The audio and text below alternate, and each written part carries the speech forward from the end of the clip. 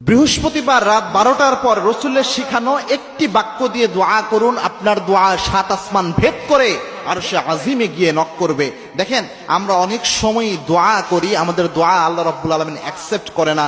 বৃহস্পতিবার রাত যেটা, অর্থাৎ শুক্রবার যে এসে গেছে, এই রাতটা যেটা, এই রাতে যদি আপনি দোয়া করতে পারেন আল্লাহর কাছে, আপনার এই দোয়া, এই একটি বাক্যের দোয়া 7 আসমান ভেদ করে আরশে আজিমে গিয়ে নক করবে। 100% আপনার দোয়া কবুল হয়ে যাবে। দোয়ার মতো দোয়া যদি আপনি করতে পারেন, এই সিনসিয়ার দোয়া লাইক এ মিসাইল হামলা করলে যেমন মিস হয় না, দোয়ার মতো দোয়া করতে পারলে সেই দোয়া আল্লাহ রাব্বুল আলামিন কখনো ফেরত দেয় না।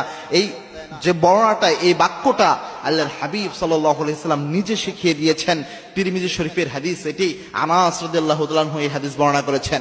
আনাস রাদিয়াল্লাহু তাআলা আনহু বলেন, এক লোক একদিন আল্লাহর হাবিব সাল্লাল্লাহু আলাইহি সাল্লামের পাশে বসে দোয়া করছিলেন। বিশ্বনবী এবং আমি